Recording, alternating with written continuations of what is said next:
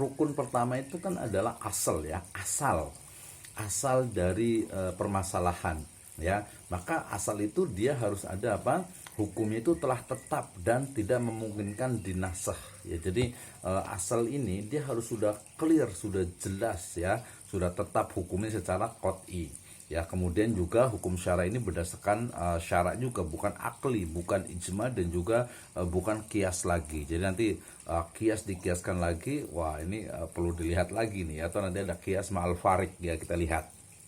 Itu yang kedua. Yang ketiga, asal itu bukan merupakan far'un dari asal lainnya. Jadi dia itu juga bukan cabang dari cabang yang lainnya. Nanti kalau cabang dengan cabang ya tidak bisa gitu ya. Nah, jadi dia harus betul-betul asal. Artinya bahwa ketetapan hukum pada asal bukanlah berdasarkan kias, melainkan dikarenakan adanya nas ataupun ijma. Sebagian mengatakan juga adanya ijma juga gitu. Misalnya para ulama ijma tentang ini gitu ya, tentang permasalahan A, maka kemudian dikiaskan dengan ijma, itu sebagian ulama membolehkan gitu ya. Oke, kemudian dalil yang menetapkan ilat pada asal itu adalah dalil khusus, tidak bersifat umum. Ini lebih detail lagi. Kita akan bahas tentang sesuatu yang sifatnya khusus ke umum ya. Jadi cara berpikir induktif dalam logika. Kalau nggak paham nanti boleh tanya tentu saja ya. Nah, kemudian asal itu tidak berubah setelah dilakukan kias. Jadi ya asal itu ya tetap, karena memang dia kan sudah qot'i, nggak bisa berubah gitu ya, nggak bisa berubah. Tadi judi itu atau maisir itu ya tetap haram, nggak ada perubahan tuh judi itu menjadi boleh gitu ya, nggak ada gitu ya. Kalau ada istilahnya keadaan darurat atau darurat, itu dia tidak masuk gitu ya. Oke, yang berikutnya adalah hukum asal itu tidak keluar dari kaidah-kaidah kias ya.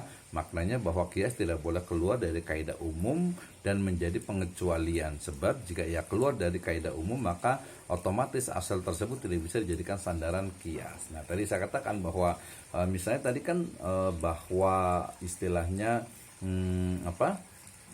oke, tadi ada yang raise hand, kenapa? Kayaknya belum ada, perlu ada variasi nih biar enggak ini ya. Nanti boleh langsung ngomong juga ya, karena saya kan melihatnya di screen nih ya. Ini karena cukup memang masih panjang juga nih ya. Nah, tadi sebenarnya saya mau kasih kesempatan untuk bertanya dulu, tapi khawatir nanti malah terputus ya. Saya lanjut dulu aja ya. Dan nanti saya berikan waktu yang cukup panjang lah, hampir 1 jam untuk bertanya. Oke, lanjut.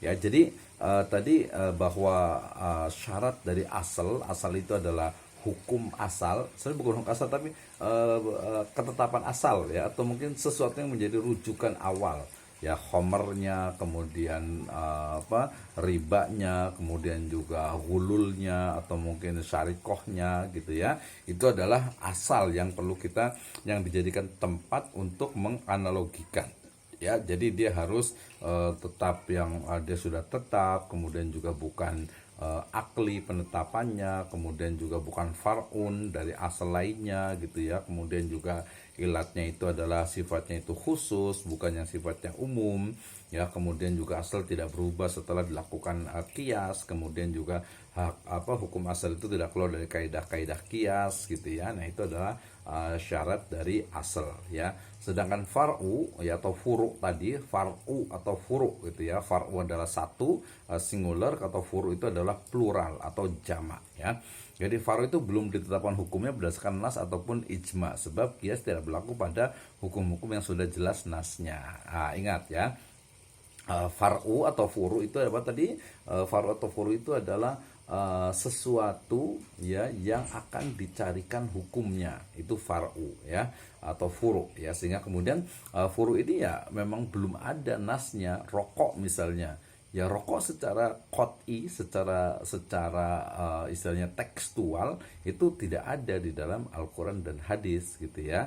Demikian juga tadi narkoba, demikian juga bunga bank, demikian juga asuransi, demikian juga cryptocurrency, demikian juga digital money, demikian juga berbagai transaksi yang ada sekarang, termasuk juga bank ya. Bank itu ya nggak ada, nanya bank itu kayak gimana ya, nggak ada gitu, karena memang dia ada belakangan gitu ya, bank itu. Nah, tapi ada, kita memiliki ijma, kita memiliki kias, dan nanti yang setelahnya itu juga ada istislah, ada istishab, ada syar'u man qablana, ada qaulus sahabi, ada al-uraf, ada lagi saddu dzari'ah. Itu semuanya adalah seperangkat dalil hukum yang ada dalam Islam yang menjadikan hukum Islam atau yang menjadikan Islam itu lengkap gitu ya. Jadi tidak ada satu permasalahan yang tidak bisa diselesaikan oleh Islam. Mau masalah apa, kita bisa selesaikan dasarnya atau selesaikan solusinya di dalam Islam. Oke, Nastamir, kita lanjutkan ya. Ini adalah syarat tadi, yang pertama adalah tidak ada nas secara qat'i ya. Kalau ada ya bukan qiyas namanya ya. Kemudian juga ditemukan ilat asal pada far'u, kadar kesamaannya. Jadi ada ilat yang sama. Ilat itu tadi saya terjemahkan secara sederhana itu adalah sebab ya, sebab adanya hukum itu ya. Walaupun nanti lebih jauh sebenarnya sih, nanti kita akan lihat ya. Jadi syarat dari far'u itu, dari furu ini adalah adanya ilat yang sama pada asal dan juga far'unya ya. Jadi khamar memabukkan, kemudian narkoba memabukkan, khamar memabukkan, bir atau mungkin minuman keras lainnya juga memabukkan ya. Riba unsur kezaliman tambahan pada akad ya. Kemudian juga bunga bank juga unsur kezaliman dan juga ada tambahan pada pada akad dain, jelas ya. Oke. Kemudian kadar atau ukuran dari ilat yang terdapat pada far'u tidak boleh kurang dari kadar ilat yang terdapat pada asal ya. Jadi kalau lebih ya lebih lagi ya. Misalnya nanti contohnya tadi dalam Al-Quran misalnya wa qadarab a'udzubillahi minasyaitonir rajim wa qadarabbuka alla ta'budu illa iyyah wa bil walidaini ihsana. Kemudian juga kita diperintahkan oleh Allah Subhanahu wa taala untuk apa? Ya berbuat baik kepada orang tua ya. Kemudian juga dikatakan di situ wala taqul lahuma uffin ya, dan jangan mengucapkan kepada orang tua itu kata-kata kata-kata kata-kata gitu ya. Jadi ada kata-kata di situ. Jadi kita sebagai anak nih ya, terutama mahasiswa semuanya, kalau di dalam Al-Quran di surat Al-Isra ayat 23 dan 24 itu kita dilarang untuk mengucapkan kata-kata bapak sih, ibu sih, sebagainya gitu. Pokoknya kata-kata yang membuat kesal itu tidak diperbolehkan ya. Sebagian ulama mengatakan itu haram. Nah, bagaimana kalau ternyata kita itu, atau bagaimana kalau ternyata ada anak yang misalnya sampai misalnya menyakiti orang tua ya, naudzubillah, ada yang sampai memukul gitu ya, bahkan beberapa kasus ada yang membunuh. Nah itu aghla dosanya itu atau kesalahannya ya, ilatnya itu lebih besar lagi. Artinya kalau secara kias ini mengucapkan mengucapkan mengucapkan ya, itu saya tidak boleh, apalagi sampai memukul orang tua, sampai menyakiti orang tua, bahkan naudzubillah ya sampai ada yang membunuhnya gitu ya. Berarti jelas sekali. Jadi ilatnya itu kuat sekali, tidak boleh untuk durhaka kepada orang tua. Nah, termasuk juga kepada dosen, kepada mungkin orang yang lebih tua dari kita. Bisa saja kita kiaskan bahwa guru itu, dosen itu ya orang tua kita gitu ya. Atau mungkin yang punya murabi misalnya, ya tidak boleh juga ya, dalam hal-hal yang tentu saja yang syar'i ya. Kalau orang tua mungkin ada kesalahan, ya boleh kita nasihati, tapi dengan cara yang baik gitu ya, yang baik ya. Misalnya bilang ke ayahnya misalnya, Pak, bunga bank itu nggak boleh Pak, riba gitu, itu haram gitu ya. Walaupun ngomongnya pelan-pelan gitu ya. Jangan sampai langsung ngomong, nanti dia dimarahin, kamu anak kecil baru kuliah gitu ya, sok tahu, sok tempe gitu ya. Ya perlu ada, tapi itu bisa sampaikan. Nah, kalau nggak apa-apa, menurut saya boleh, berarti kita nggak boleh ikut juga gitu ya. Jadi la ta'ata li makhluk fi maksiatil khaliq ya, tidak boleh taat kepada makhluk, kepada manusia dalam berbuat kemaksiatan kepada khaliq, kepada Allah Subhanahu wa taala. Oke, kiasnya tadi jelas ya.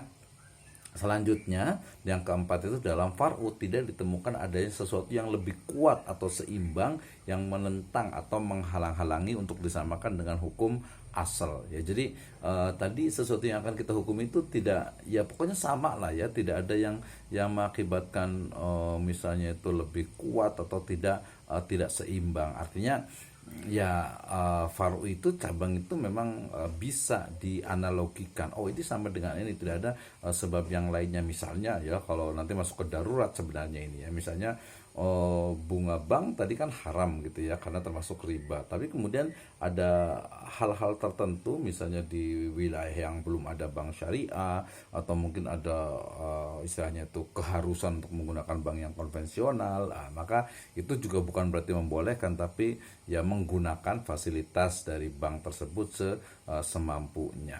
Dalam masalah bisnis juga terjadi seperti itu ya. Dan yang paling penting yang kelima, bahwa hukum far'u tidak mendahului ketetapan hukum asal ya. Hukum far'u itu yang namanya juga cabang, berarti ya cabang itu ya setelah dari asal itu, asal dulu ya, baru cabangnya. Jadi pokok pohonnya dulu, baru cabang-cabang dan juga rantingnya ya. Jadi jelas sekali nih. Jadi lebih kepada far'unya itu. Ini syarat dari far'u atau furu ya. Jadi yang mau ditetapkan ini apa? Jadi teman-teman mungkin bisa ini nih, bisa berpikir, coba bayangkan sesuatu yang istilahnya itu baru dan misalnya itu belum pernah terjadi sebelumnya ya, dan kita ingin mencari hukumnya. Misalnya nih, wah ini masih yang umum dulu ya. Misalnya ketika seorang astronot gitu ya ke ruang angkasa, kemudian dia mau sholat. Waduh gitu ya. Seorang astronot di luar angkasa mau sholat. Wah, berarti kan harus di sholatnya itu kapan, waktunya seperti apa, menghadap kiblatnya bagaimana, wudhunya seperti apa. Wah gitu ya. Nah ini perlu nih gitu ya. Kalau dalam bisnis ya banyak sekali ya model-model bisnis yang sekarang ini, misalnya multi level marketing gitu ya. Itu seperti apa nih? Atau mungkin sistem komisi berjenjang misalnya gitu ya. Kemudian juga ada sistem apa ya, semacam marketing ya, memasarkan ya, atau mendapatkan fee dari mungkin dropship dan lain sebagainya. Oh itu banyak sekali. Atau mungkin juga sekarang hampir semua lembaga keuangan ya, termasuk yang fintech yang kecil-kecil itu kan dia dengan pinjaman, dengan utang gitu ya. Nah itu seperti apa? Ya itu semuanya bisa dijawab. Makanya teman-teman semuanya mungkin mau nanya apa saja gitu ya, boleh nanti saya jawab. Tapi yang paling penting adalah teman-teman semuanya itu bisa paham. Oh begini ternyata gitu ya. Jadi kenapa hukumnya ini? Oh ternyata ini loh dasar hukumnya. Ini cara atau metode dalam menetapkan hukumnya. Oke ya, itu dari syarat far'un. Yang berikutnya, tadi syarat dari hukum asal. Tadi ada asalnya, ada hukumnya. Jadi hukum asal itu adalah hukum syara yang masih berhubungan dengan amal perbuatan manusia. Dalam usul fikih, masih ingat ya, di awal-awal kita mengenal ada hukum syar'i dan juga hukmul wad'i. Ya, ada hukum syara ya, hukum yang telah ditetapkan secara syara, dan juga hukum wad'i, artinya taklif ya, ketetapan hukum yang terkait dengan amal perbuatan dari manusia. Ada hukum wad'i dan hukum satu lagi yaitu syar'i ya. Nah kemudian hukum asal yang terdapat dalam nas dapat dilacak ilat hukumnya ya, jadi ketahuan. Ini penting. Tadi kalau Zahiriyah menolak adanya ilat, kalau secara jumhur Islam itu ya menerima adanya ilat ya. Jadi kalau ada pertanyaan kenapa daging khinzir atau daging babi itu haram gitu ya, kan ada dua jawabannya ya. Kalau tadi secara qot'i khomer itu bukan jelas. Kalau daging babi ya karena memang merusak.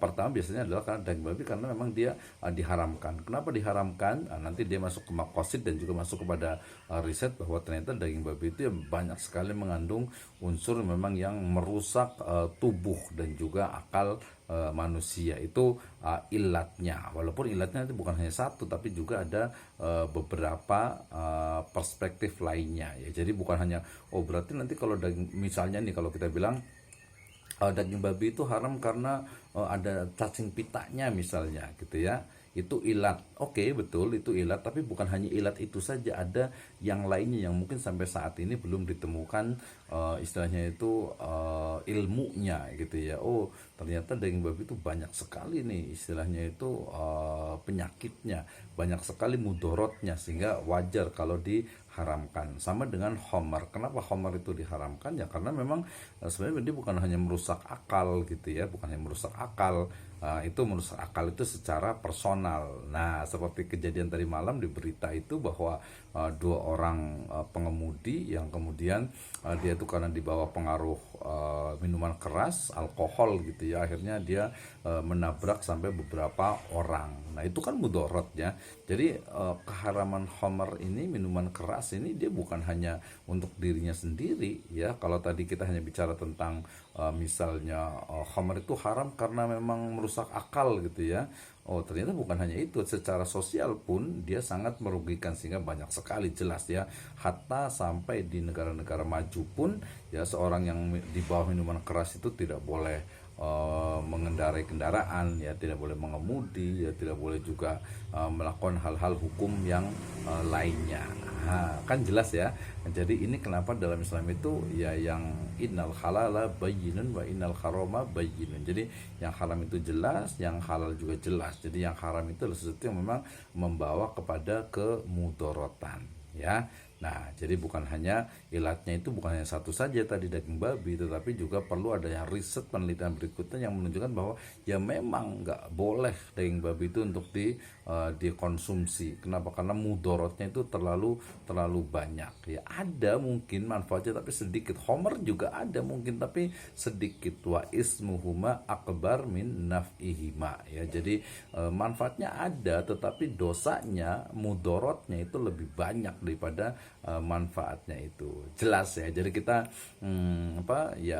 menyebutkan apa adanya. Ada unsur tadi manfaatnya dari homer, minuman keras, tapi dosanya itu lebih besar, mudorotnya lebih besar. Dan daging babi juga mungkin ada unsur proteinnya atau vitaminnya gitu ya, tetapi ya mudorotnya itu lebih banyak ketika mengkonsumsinya. Oke, kemudian yang C dari syarat hukum asal ini, hukum berupa hukum yang makul, yang rasional, yang dapat dicerna akal pikiran dan sebab alasan penetapannya. Ya minimal ada isyarat akan sebab-sebab itu. Ya jadi dia memang kias ini dia sangat terkait dengan logika, cara berpikir ya, sehingga nanti ya ada beberapa yang mungkin menyebutkan ini pendekatannya rasional, tapi kalau dalam konteks ilmu pengetahuan sekarang ini justru yang rasional, yang logik ini ya, dengan penggunaan akal ini, yang dengan menggunakan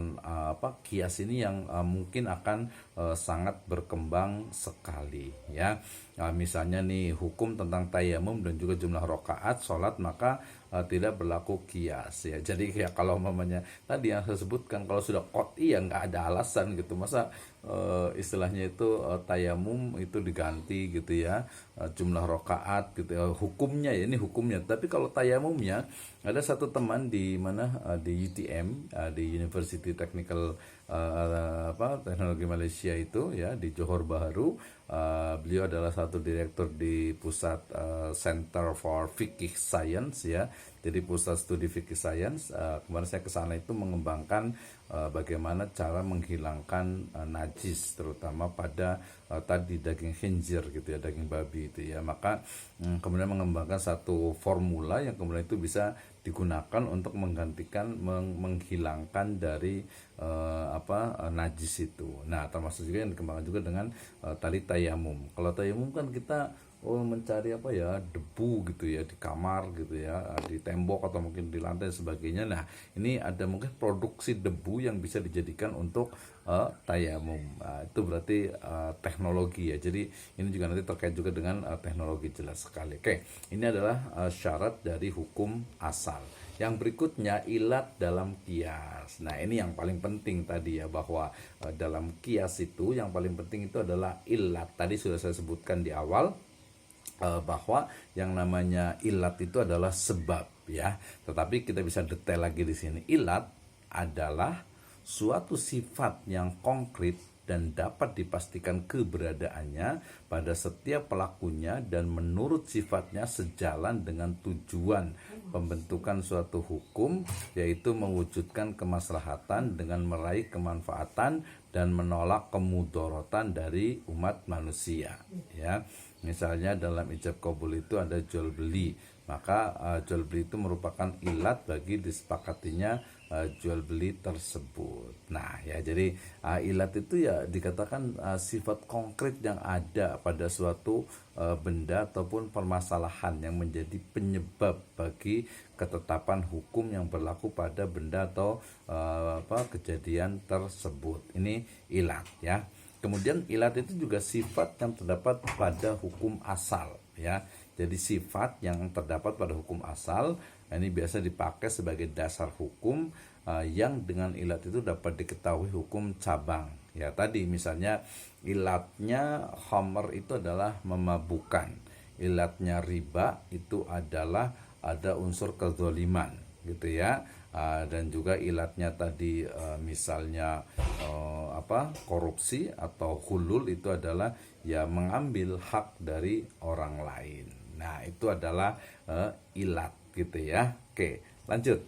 Nah sebuah ilat itu bisa dijadikan sebuah alasan atau argumentasi jika ilat itu memenuhi persyaratannya. Di antara yang pertama adalah ilat harus berupa sesuatu yang ada kesesuaiannya dengan tujuan pembentukan suatu hukum. Ya, jadi sesuatu yang selaras dengan tujuan pembentukan hukum.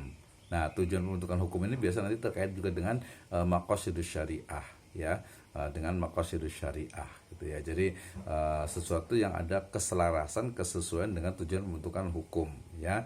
Artinya bahwa kuat dugaan bahwa hukum itu terwujud karena adanya ilat itu. Ya misalnya nih ya kita ulang-ulang terus ya, sifat memabukkan bagi pengharaman khamar gitu ya, karena dengan mengharamkannya berarti menolak kemudaratan bagi segi kehidupan manusia ya. Pengharaman riba, karena dengan pengharaman riba itu maka manusia itu akan terbebas dari jeratan daripada tambahan pada utang piutang gitu ya. Haramnya korupsi ya atau gulul, karena itu akan mengurangi dari hak orang lain dalam kata ghanimah. Kemudian haramnya misalnya mencuri ya, karena itu adalah melanggar hak dari pihak lain atau orang lain ya, yang ini tentu akan mendatangkan kemudaratan gitu ya. Kemudian hal ilat ini juga harus sifatnya itu dia harus jelas ya.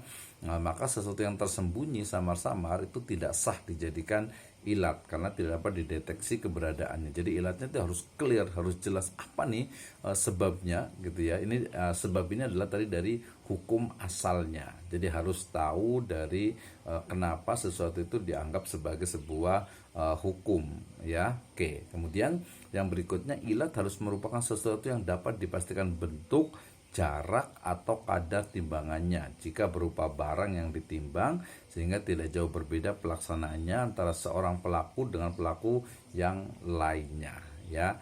Misalnya zaman sekarang itu zaman dulu tuh misalnya kita dilarang